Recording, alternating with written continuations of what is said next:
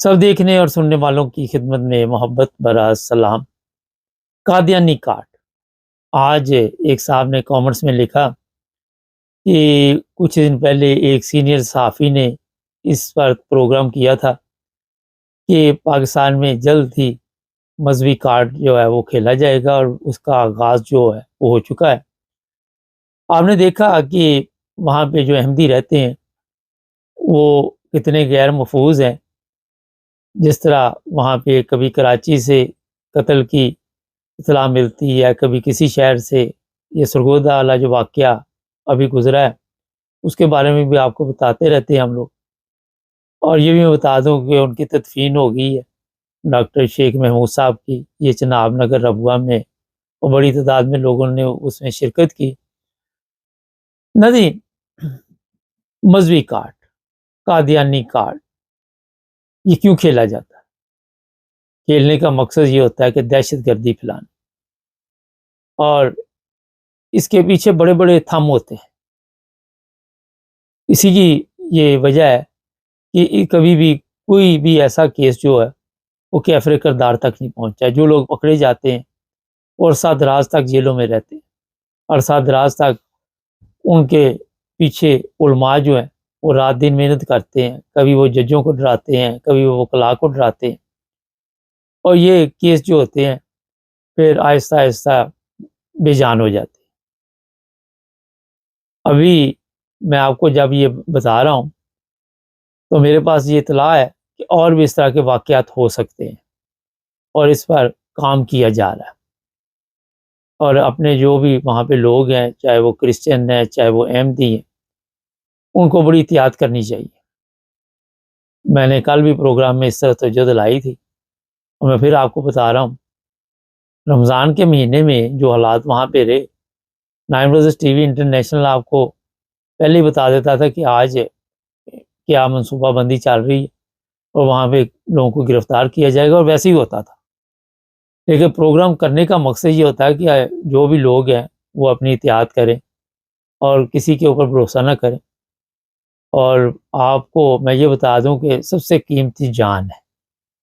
بعد میں آپ جو مرضی کہتے رہیں وہ علیحدہ بات ہے، لیکن جو آج کے دور میں اپنی جان کی حفاظت کر سکتا ہے وہ میرا خیال ہے کہ پاکستان میں رہ کے میں بتا رہا ہوں، یہاں یورپ میں نہیں اتنا بڑا ایشو۔ بڑا بہادر انسان ہے، وہ سمجھدار ہے۔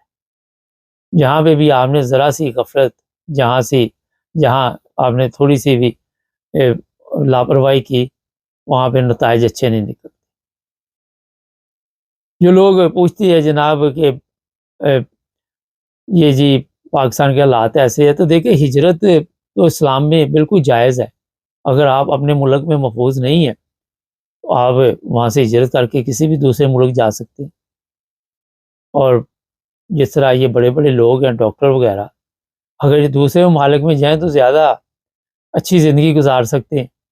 لیکن اس طرح کے جو ڈاکٹر ہیں، شیخ محمود صاحب جیسے، جو اب تو دنیا میں نہیں رہے، ان کے دل میں ہوتا ہے کہ اپنے ملک میں رہ کے خدمت کریں، انسانیت کی خدمت کریں۔ ان کے بارے میں کل بھی میں نے بتایا تھا، آج بھی بڑی تعداد میں لوگوں نے کامنٹس میں ان کی تعریف کی ہے، مگر ایک آدھا ایسا ہوتا ہے جس میں عقل کم ہوتی ہے، وہ لکھ رہا تھا کہ یہ سنی سنائی بات پہ عمل نہیں کرنا چاہیے۔ جب اتنی بڑی تعداد میں لوگ گواہی دے رہے ہوں تو میرا خیال ہے پھر عقل سے بھی کام لینا چاہیے کہ نہیں لینا چاہیے۔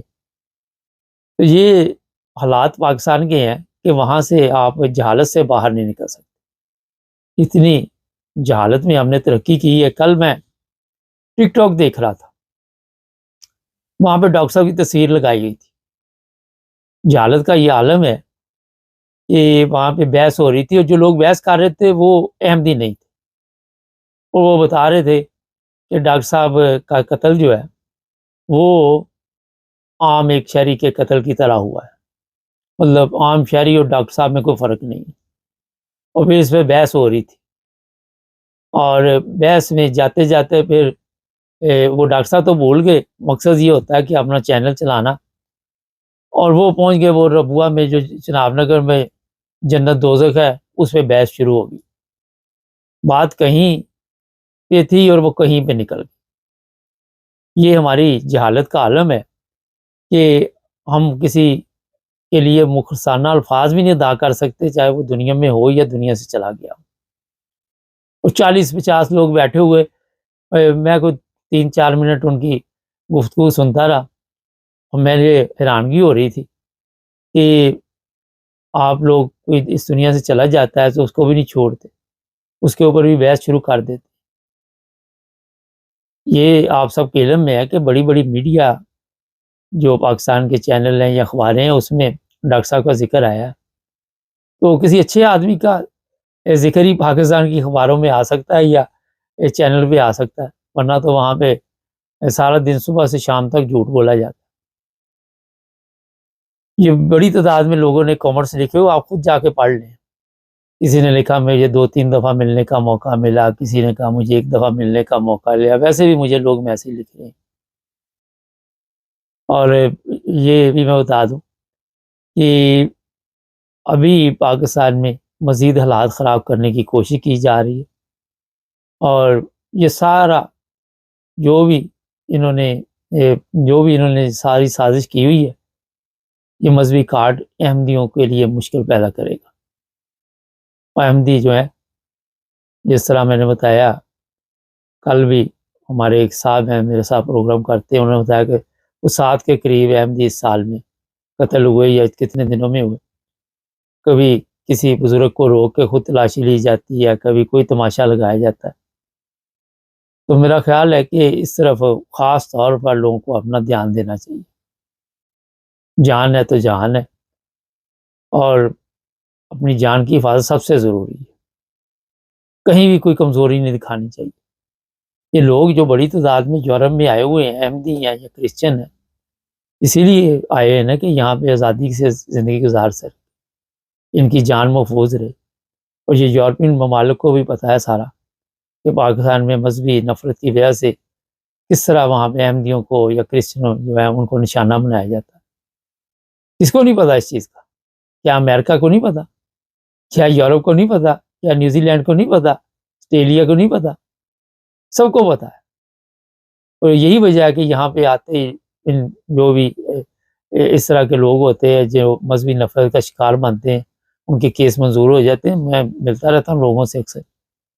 پچھلے دنوں ایک کرسچن فیملی تھی جرمنی، ان کے ساتھ بھی بات چیت ہوئی تھی۔